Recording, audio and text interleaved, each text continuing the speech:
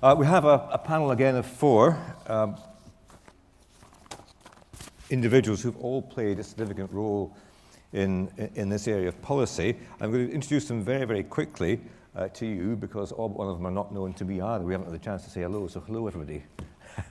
I think next to me here we've got hopefully Paul Westbury.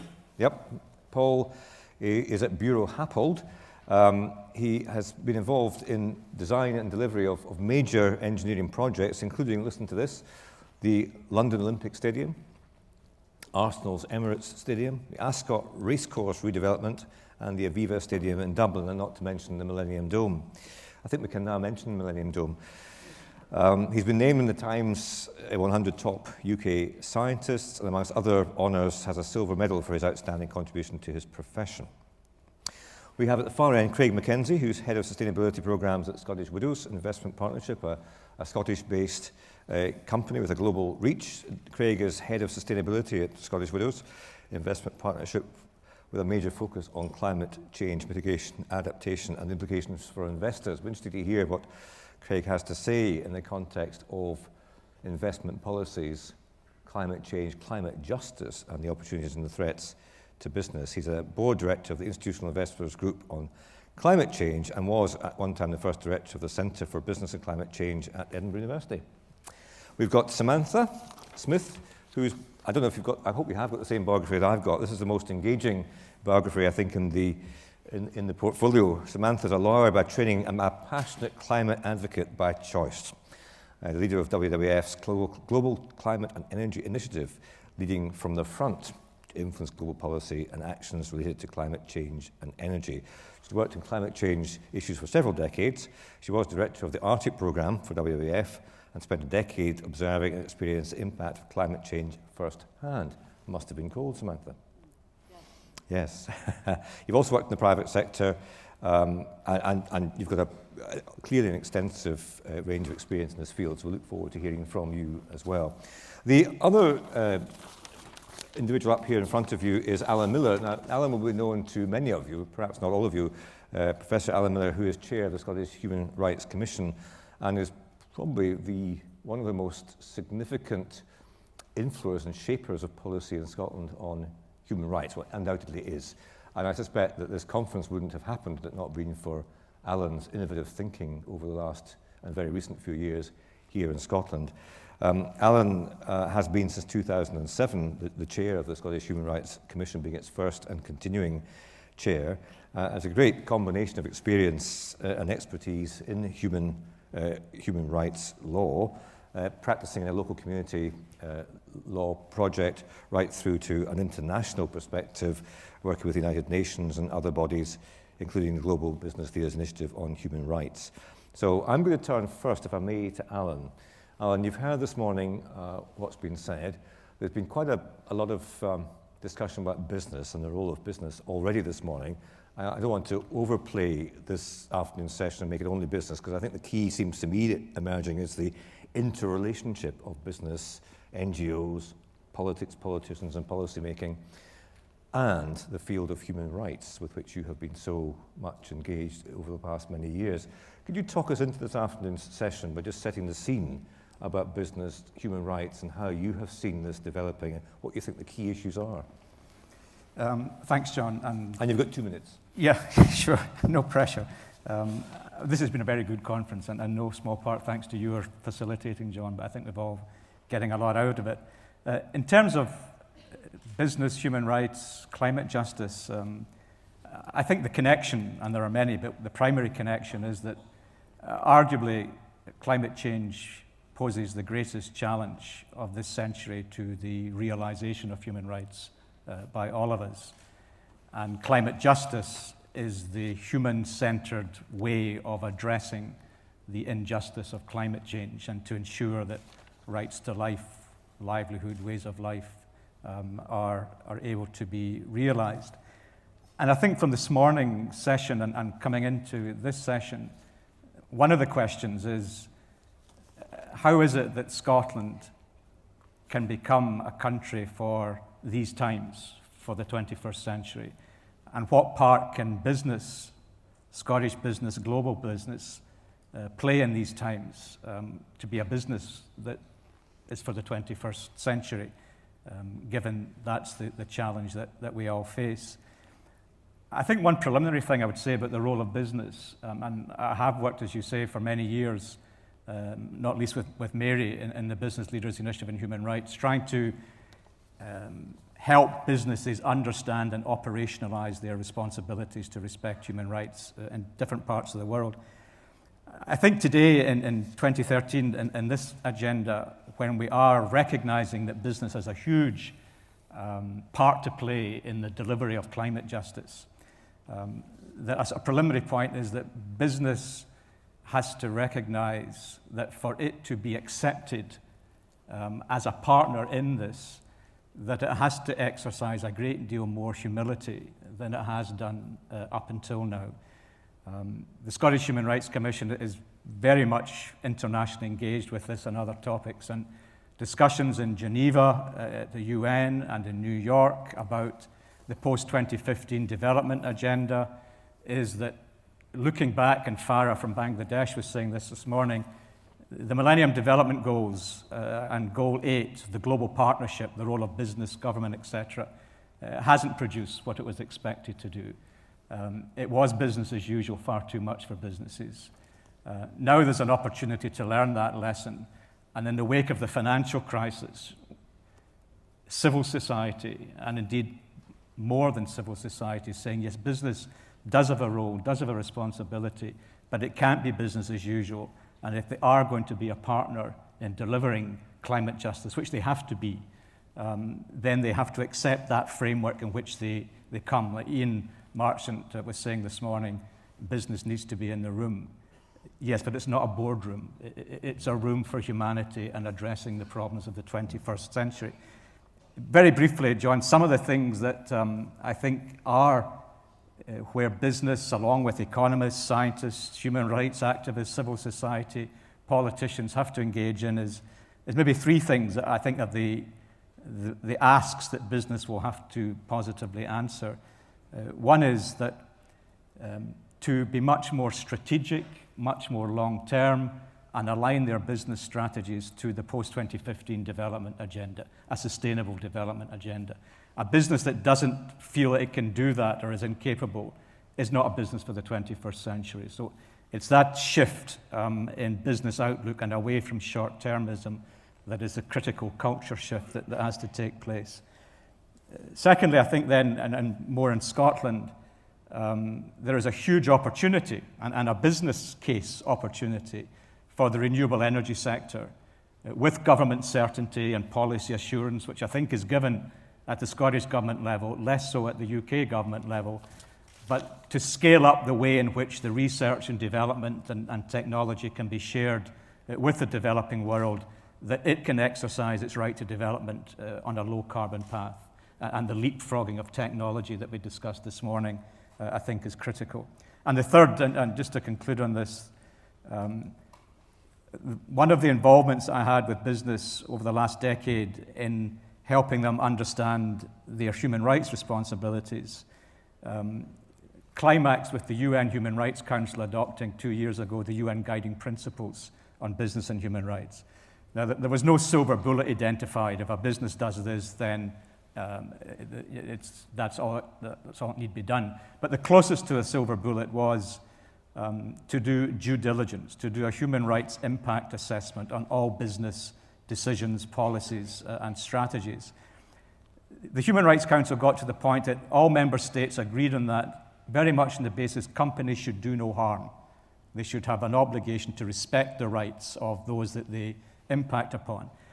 Even just in the last 2 years, we can see that we've had to go well beyond that. And when we talk about climate justice and sustainable development now, and they ask for business, human rights impact assessments have to be done, but they have to be done not just to do no harm, but to do good, to be a force for good, to be part of the solution, not just be not part of the problem. And that's the expectations that civil society and a globalized civil society is increasingly going to be demanding. And to get into the room, which business has to get into the room, it has to be with eyes and ears open and with a lot more humility than has been shown, unfortunately, up until now. Final point, one-way outcome of the conference. Mary referred to it right up front in her remarks this morning, and the Minister and I have had discussions about this, and I see he's nodding. Scotland is poised to launch on December 10th, International Human Rights Day, its first national action plan for human rights. Now, in terms of being a model for operationalizing climate justice commitments, this is a wonderful opportunity, because it's not overstating it to say that this is an opportunity for Scotland to become the go-to country for a national action plan, which are being developed in other parts of the world by other countries, but to explicitly have human rights, climate change, climate justice, and including engaging with business in implementing that national action plan, showing that Scotland knows what its responsibilities are, that it's implementing them, and that it's being independently monitored with indicators and international critique, etc. So being a model for climate justice, integrating it into a national action plan is then both for domestic purposes and for international example, one of the outcomes that this conference will, I'm quite sure, feed into,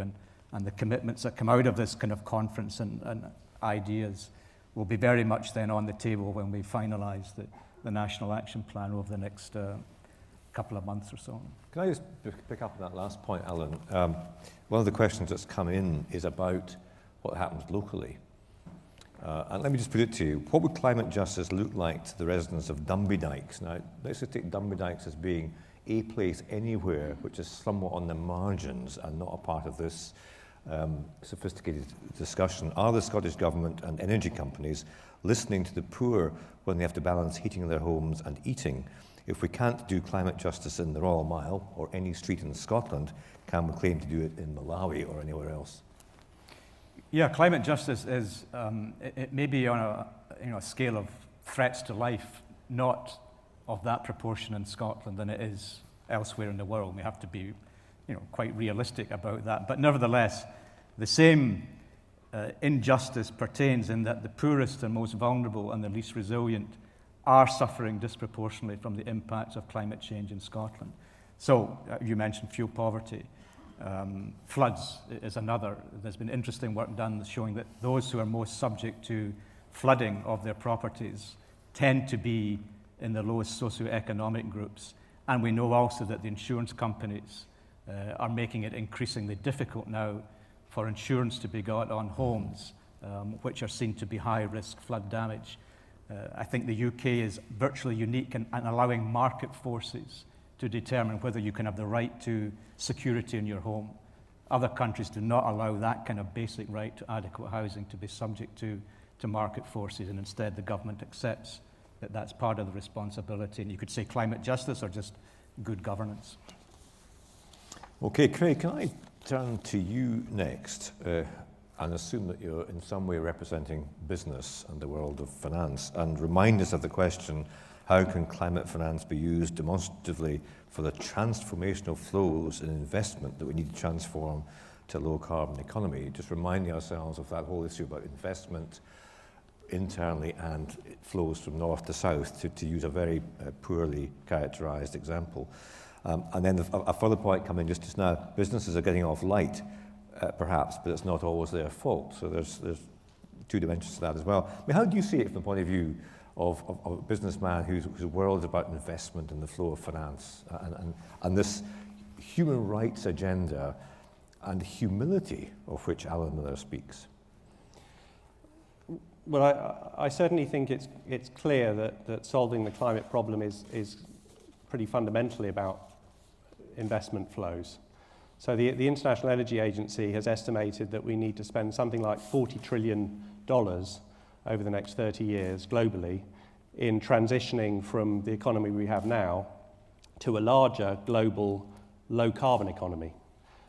So that's investing in building a zero-carbon electricity grid, pretty close to zero-carbon transport infrastructure, lower-carbon agriculture, lower-carbon buildings.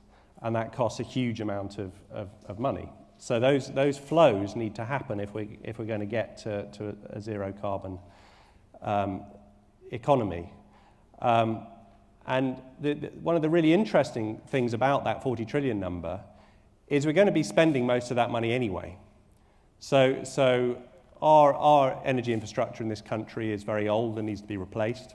If you're in India, they've got a small and pretty ropey energy infrastructure that needs to be massively expanded.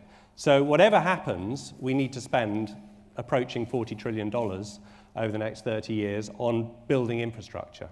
The key question is, what kind of infrastructure are we going to build? And the business community doesn't, from a money point of view, doesn't mind which kind of infrastructure we build. We can build zero carbon, or we can build more of the same. So it comes down to policy signals. It's partly a technology issue, and one of the great things that's been happening in the last few years is solar PV is now becoming cost comparative to dirty energy in many parts of the world. So technology can help, but fundamentally, what determines whether we spend 40 trillion on coal or 40 trillion on renewables is public policy. And the business community will be very, very responsive to public policy.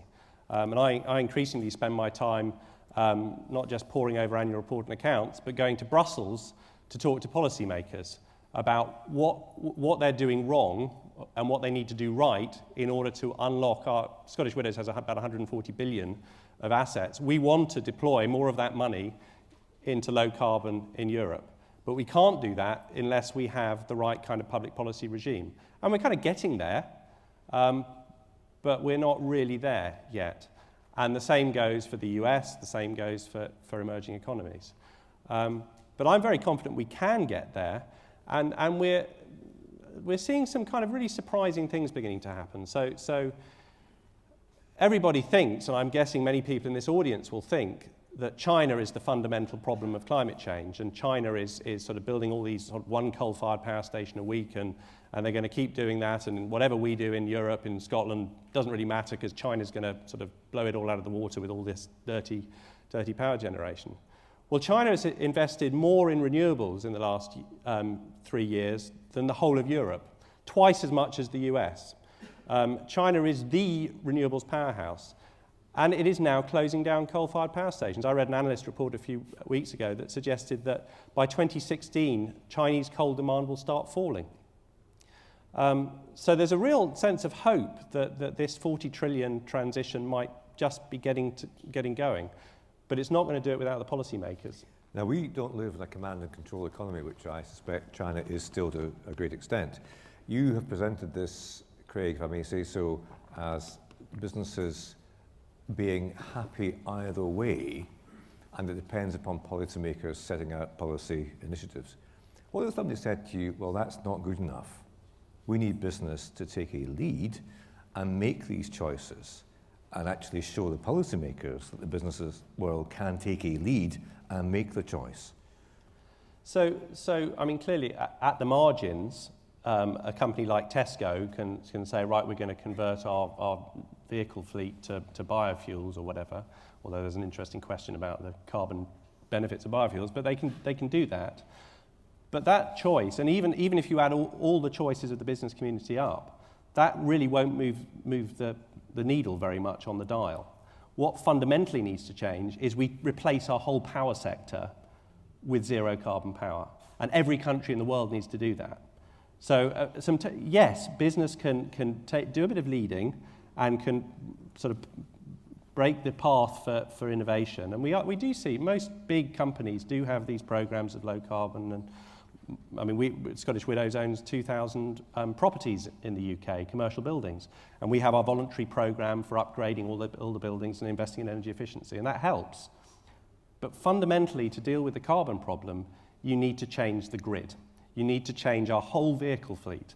And business can play a part in that, but without the policy, so without fuel efficiency standards, without carbon taxes, without petrol duty, without those things, you don't get the price signal that turns the economy round. One thing that business, I think, should do more of is lobby policymakers for change. And one of the scandals of the last year or so is we've seen quite a few energy-intensive companies in Europe lobbying against fixing the emissions trading scheme in Europe, and doing so on pretty thin arguments, scaremongering about jobs. But when you then look at the numbers, they're not really Okay, so here you are in Edinburgh today, masks off, the Minister's mask is off. What message, as a responsible businessman lobbying the Scottish Government in policy, do you think business could give to the Scottish Government today about this? Well, I think it partly comes down in this context to a question about what powers this government has. And clearly that might change in a few years' time. But at present, it's about dealing with our built environment in Scotland. We need to upgrade our built environment. We need a strategy for low-carbon transport in Scotland. And those are kind of big challenges within the remit of Okay, this well, government. I'll invite you to have a private word and no doubt follow it up with a letter later on. You mentioned a voluntary scheme involving Scottish widows and its buildings. Can you tell us a little bit about the word voluntary? So we basically have a program to upgrade all of our buildings, to improve the energy efficiency, to install modern building controls, modern lighting systems in all of our buildings. Yep. And we kind of needn't do that. We can. When you say it's voluntary, what do you mean by voluntary? Well, because we don't have to do it. Oh, No I one's see. compelling so you are us to doing do it. it. Yes. It's not an optional thing. So no, well, the government's not requiring us to do I it. see. No, I'm with you. Yep. So you're, I mean, you're assuming the responsibility to do that. yeah, and most of the big businesses in the UK have programs of this kind to upgrade their buildings, upgrade their vehicle fleets, and they make progress. But that's like each one of us upgrading our light bulbs in our houses. It helps, but it doesn't solve the problem. Excellent. Well, thank you for that, and thank you for responding to the questions. Paul, you've got your hand up and you want to say something, I think, at this stage. I'm going to bring you in and then ask Samantha to come in shortly after that. So over to you. How could I miss the opportunity to talk to the Minister who's literally 30 feet in front of me? I'm an engineer, so I'm passionate about doing things. So my plea would be no more think tanks, only do tanks from here on in. No more targets, because I get that, and they're good targets. What actually are we going to do? What's the action plan? So the December action plan, I really look forward to what we're going to do in that December message. It's absolutely, absolutely crucial we have an action plan, because then you provide a message that's clear for businesses to align to. And I'll tell you about my own perceptions about running my own business as an engineering business in a minute, but Jane Wood from Scottish Business Futures Trust reminded me to just take a look at the Accenture report that was published in the last few days off the back of the UN Global Compact about the views of 1,000 global CEOs about sustainability and these issues. So I'll tell you about my views in a minute, but here are the views of 1,000 global CEOs of our biggest businesses. If you actually get into the weeds of the numbers, 50% of our global leading CEOs don't believe that there is a problem with climate change and don't actually worry about if there is or if there isn't. 75% of them admit that they have no business model that allows them to deal with climate justice, climate change, and something like 75% of them are failing to see any ability to charge more money for sustainable, smart solutions that they might offer the marketplace. So that suggests to me two really serious problems that you have to deal with. The first one is to understand why such a big and compelling and real message that's backed up by a tremendous amount of evidence that Anne was talking about earlier today, how come that big message is not getting across to convince both big businesses who are smart that you've got to do something, but also to convince consumers who are a bit cash-strapped at the minute that they need to pay for something. And the second one, I think, is a really fundamental one from a business perspective, is what the heck is the business model for climate justice?